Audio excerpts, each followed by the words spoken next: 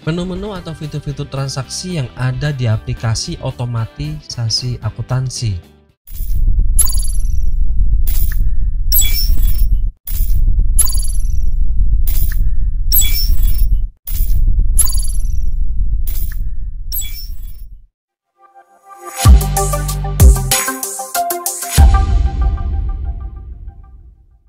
Sistem produksi, ya. Sistem produksi di sini ada banyak, ada gudang, mengapa gudang gitu ya, ada departemen, mengapa departemen. Semua penyimpanan ada di gudang. Semua tahap yang dilakukan untuk membuat produk pasti ada informasinya di departemen. Departemen 1, departemen 2, departemen 3 dan sebagainya. Itu menyesuaikan dengan kondisi perusahaan.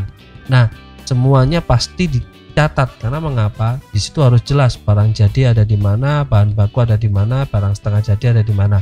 Dan tentunya pengakuan persediaan. Bahan baku ada di mana? Oh, ada di gudang bahan baku. Barang setengah jadi ada di mana? Oh, barang setengah jadi ada di departemen. Departemen 1 ada berapa, departemen 2 ada berapa, dan lain sebagainya. Artinya apa departemen? Mungkin teman-teman ada yang sedikit lupa gitu. Departemen di sini adalah satu tahapan untuk bisa membuat satu produk. Contoh, satu usaha atau perusahaan yang membuat minuman air mineral. Nah, saat membuat air mineral yang diletakkan di botol, pasti yang disiapkan terlebih dahulu adalah botolnya. Departemen pertama adalah mempersiapkan botol, kemudian masuk departemen kedua baru mengisi air, kemudian masuk departemen ketiga menutup botolnya, kemudian masuk departemen keempat mulai labeling dalam artian di botolnya dan mungkin ditutupnya. Kemudian yang terakhir adalah mungkin packaging dan kontrol gitu ya. Nah, itu yang saya maksud departemen.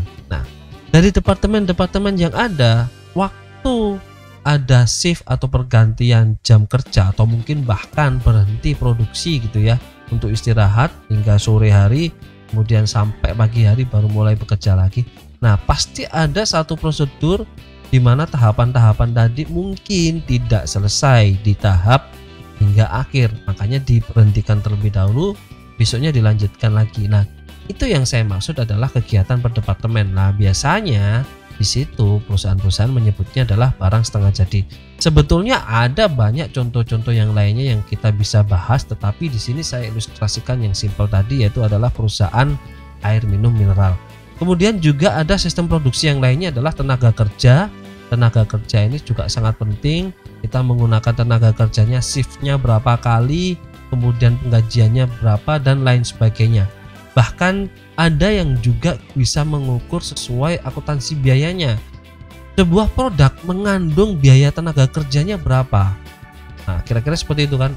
Ada aplikasi yang sudah bisa menerapkan hingga seperti itu. Nah, tentunya apabila kita ingin menggunakan aplikasi yang sampai sedetil itu, tentunya kita juga harus memiliki sistem atau prosedur yang memang jelas akuntansinya. Sehingga waktu kita menerapkannya dengan menggunakan aplikasi sebagai alat otomatisasi akuntansi tidak kesulitan. Kira-kira seperti itu. Oke, kita lanjutkan. Ada juga FOH, Factory Overhead Cost. Ya, tentunya di sini yang berhubungan dengan akuntansi biaya dan data-data yang lainnya yang berhubungan dengan produksi. Biasanya kalau secara ilmu kita biasanya pelajari di akuntansi biaya, akuntansi manajemen, produksi dan lain sebagainya. Kira-kira itu. Kemudian ada juga subsistem lainnya seperti persediaan gitu ya. Persediaannya menggunakan LIFO, FIFO, average dan lain sebagainya. Dan di sini saya garis bawahi bahwa biasanya satu sistem apabila sudah menentukan di awal persediaannya menggunakan apa, FIFO lah, sudah itu kita sepanjang jalan kita pasti tidak diperbolehkan menggunakan atau memindah settingan yang sudah ditentukan di awal. Contoh, persediaan waktu kita menggunakan aplikasinya kita menggunakan FIFO, kemudian di tengah jalan tiba-tiba kita ingin menggunakan LIFO. Itu sangat kesulitan, teman-teman. Jarang ada aplikasi yang sehebat itu. Karena mengapa? Sehebat-hebatnya aplikasi, pencatatannya pasti rumit.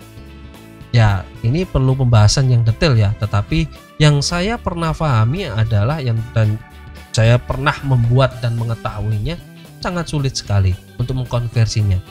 Dari persediaan yang sudah berjalan, kita setting awal menggunakan FIFO, tiba-tiba di tengah jalan saat menggunakan aplikasi baru 1 tahun 2 tahun pindah sistem dari Vivo ke Livo itu sangat kesulitan. Oke, itu. Kemudian ada subsistem yang lainnya, aktiva tetap. Nah, ada juga perusahaan yang menghitung aktiva tetapnya dan itu langsung melakukan penyusutan secara otomatis. Baik itu ada penambahan aktiva maupun mungkin revaluasi aset dan lain sebagainya. Itu ada teman-teman, ada subsistemnya. Ini lumayan rumit tetapi tidak sulit juga. Yang rumit itu adalah perancangannya. Tetapi secara prosedur kita ketahui bersama di akuntansi semua sudah ditentukan. Model-modelnya, prosedurnya dan lain sebagainya. Sehingga kita mau membuat otomatisasinya tidak sulit gitu ya. Kemudian ada juga subsistem yang lainnya penggajian. Nah, ini biasanya setiap perusahaan memiliki kebijakan masing-masing.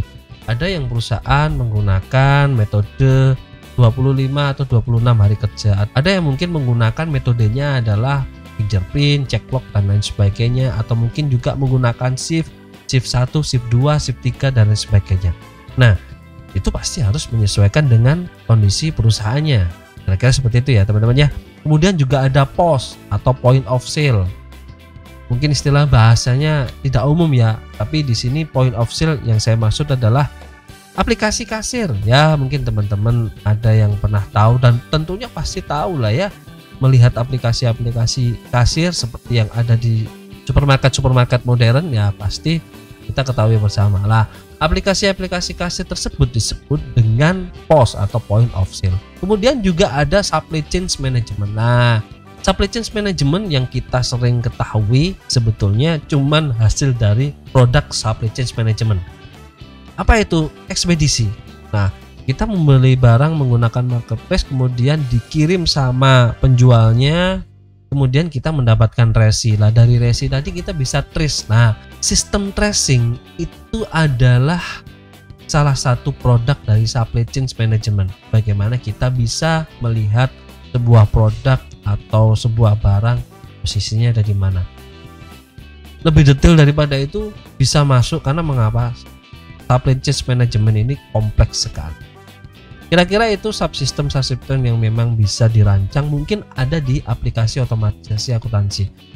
Sekian dulu teman-teman yang saya bisa sampaikan membahas tentang otomatisasi akuntansi. Sampai ketemu lagi di video-video berikutnya yang saya akan coba untuk membahas salah satu atau mungkin salah dua atau mungkin salah tiga akuntansi atau aplikasi akuntansi yang memang kita bisa pelajari otomatisasinya. Dan tentunya bisa sesuai dengan kebutuhan teman-teman untuk bisa melakukan pencatatan akuntansi.